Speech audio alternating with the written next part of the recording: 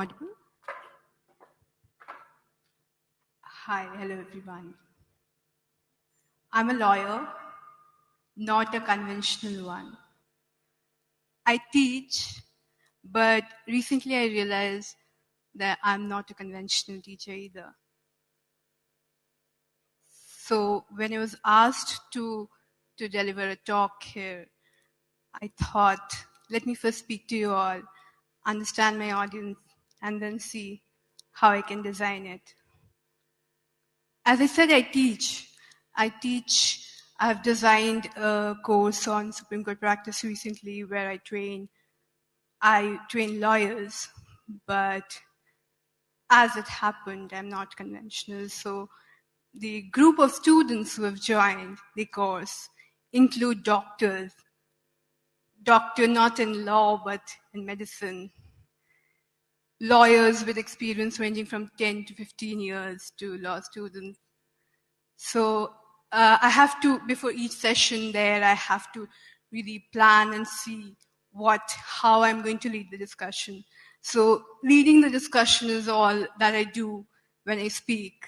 So I thought what I'll do here today is to initiate the discussion and then open it to you all to continue it further, because most of you in fact have had so much experience in dealing with clients from across jurisdictions that we would like to learn from each other's experience more than me just consuming all the 10 minutes that we've got here. And I promise I won't take more than that.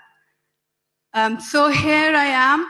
As I said before, I have been advising startups.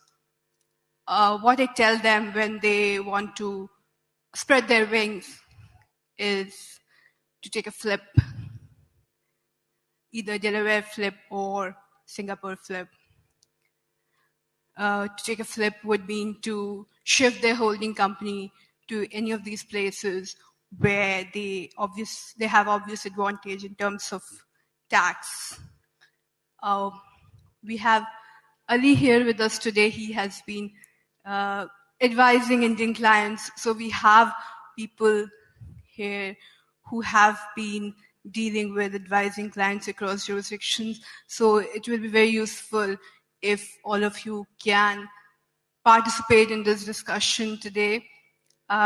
So one of the things that people deal with when they're making that flip in the Indian jurisdiction is where is the effective management of the company. So for that, I advise them to have board meetings elsewhere. If the maximum number of board meetings are elsewhere, then you can say that the effective management of that company is not in India, and therefore you get the tax benefit.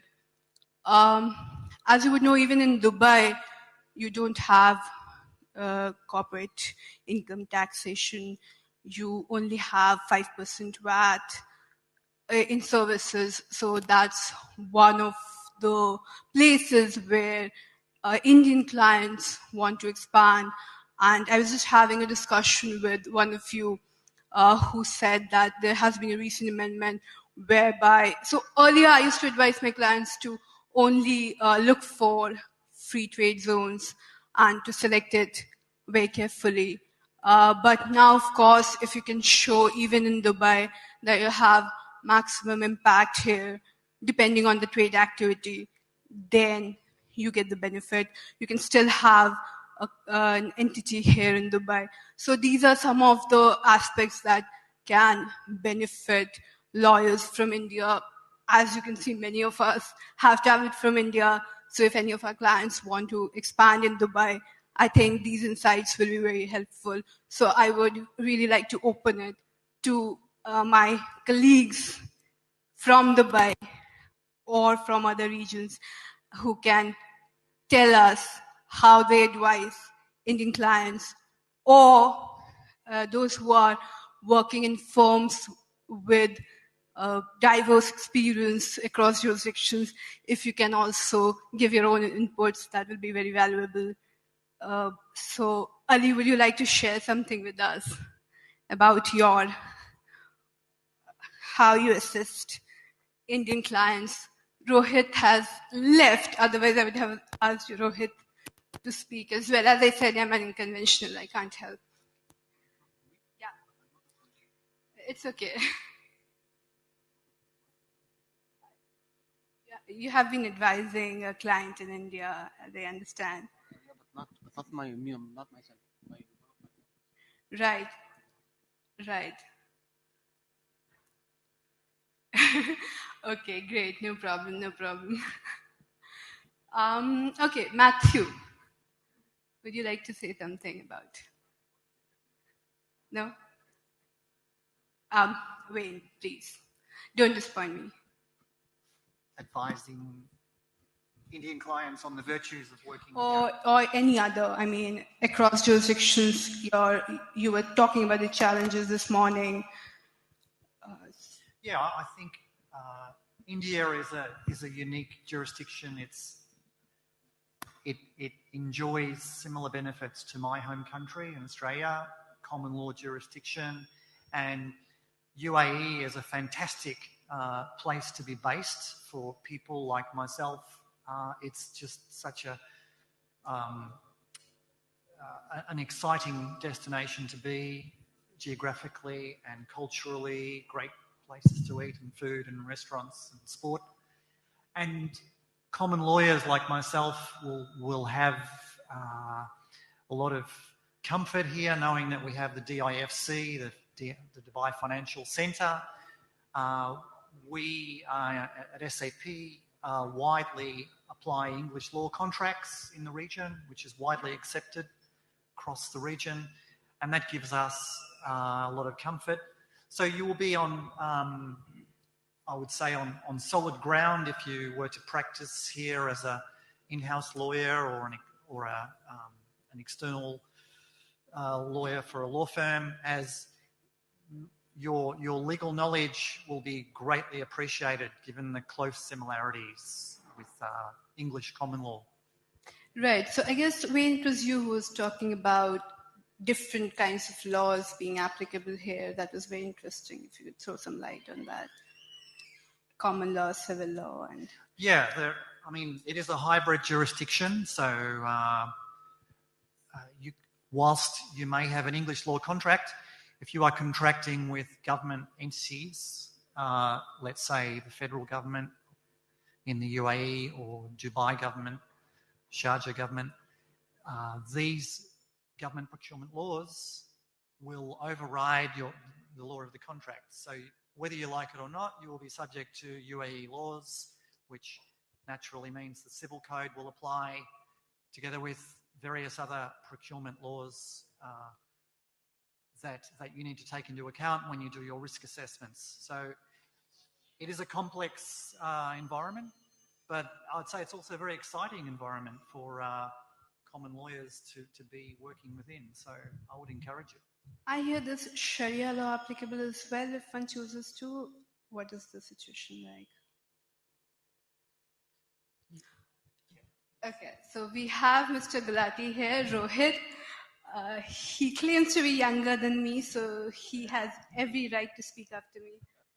So the discussion that we're having here is, how's your experience? What are the challenges or obstacles you face? Like you have spent you have spent your time in India and then moving to Dubai and assisting Indian clients. What helps? What doesn't help? So, my clients have largely benefited on the DIFC regulations on account of litigation funding. This is something that is unheard of in countries like India because you're not allowed to share on success. And in challenging times, with the infamous word of COVID, this has helped tremendously in DIFC. And that's something that, so we've participated together in that litigation, obviously walking into it with open eyes. And it's not, basically, to put it simply, it's not chasing bad money with good. That's one of the biggest benefits I've seen. Right. And you were talking about Indian clients being comfortable. So how often do you get to deal with them, and what's your... So, where I am concerned, per se, 110% of my client is either an OCI cardholder, which is an original citizen of India, or an Indian passport holder. I'd like to believe about 35 to 40% of the businesses in the UAE are owned by Indians. And it is just automatic that most Indians do feel comfortable with a fellow Indian serving them on the other side. It's a different story that it's one blind man leading the other, because I know nothing about Arabic or the language, but they feel comfortable and I feel comfortable. So we just kind of perk each other up and moving. Thank you, thank you. Yes, please, sir. If I can get your name, please. I'm Rajesh. I have been practicing law here for last 25 years. I have started in 97 with, we are the pioneers in IPR, intellectual property enforcements. And from the year 2000, we expanded into China with 2 offices in China. And then came the big recession. So we had to close down. But I have been more into organized crimes, intellectual property enforcements, corporate intelligence, and many other fields, commercial law. And I'm now practicing locally also, including Arabic, into the court systems, everything. Expansion is very easy. If you can hold the reins of the horse, it will run straight. The problem is, how can you control, and how can you make things grow with the system with which you're growing? You grow in Dubai, you cannot grow more in China. You grow in China, you cannot grow in Dubai. And now we are opening office back in India, Mumbai, after 30 years of practicing abroad. We are starting the same line of practice over there, including the recoveries and many other areas of practice. We may not be well as to that level with my colleagues are. I'm not into Supreme Court. I'm not I've seen High Court for 30 years in Mumbai. But of course, after we go inside, we make a difference there. And I think expansion is required and should be done by each and every law firm, because you are exposed to more clients with different complex problems which you can solve for them. Because clients come to you with trust wherever they are. That's it. Thank you. And what kind of obstacles? So you have, of course, expanded so much. So what kind of obstacles have you faced so far, and what are you looking forward to face? See, the way the practice started in 97, it was totally different. The working style was different, but now it's become more complex, and it's not documentation. It is how you present your evidence. Okay. And if you go and see China has a total different style of working. I mean, you cannot really expose yourself as to what you're doing. And you need a Chinese there who is well conversant with the system there to get things done. Without that, you cannot do it. The problem is the language. If you know the language, everything can be done. If the language is not there, then you cannot do anything. Thank you. We have another participant. I'm so glad that this is working out. Yes, Sanchita, this is very good topic, because we as a in-house counsel face this problem. Like, I want to mention this HR, a finance guy, sales guy, nowadays is a universal appeal. Person qualified in India, chartered accountant, can be employed in anywhere in the world, like HR. But still the mindset is that this lawyer, he has studied law in India, does not know the law of, for say, British, UK, anywhere. So this mindset is still in there. I practice law. I have taken care of 30 jurisdictions right now. And the gentleman says correctly that we are governed with the most of the common law. Law are almost same. Common law govern almost same practices. We do same practice. Civil law jurisdiction is the same set of. And we know that. So this mindset must go from that recruiter and organization perspective, and the lawyer also the practicing, that we can go ahead and you can serve any client anywhere in the world. Thank you. I think this mindset has been changing. We these days see when they seek in-house counsels. I recently saw Netflix, the director of legal. I mean, she handles quite a bit of the territory, not just India or South Asia. So I think that mindset is changing, and these days you're required to know the law of various jurisdictions in order to even qualify to be an in-house counsel. So thank you so much. I think 10 minutes have just passed and you guys have been amazing to take the discussion forward. I hope you all enjoyed it as well. Thank you. Thank you so much.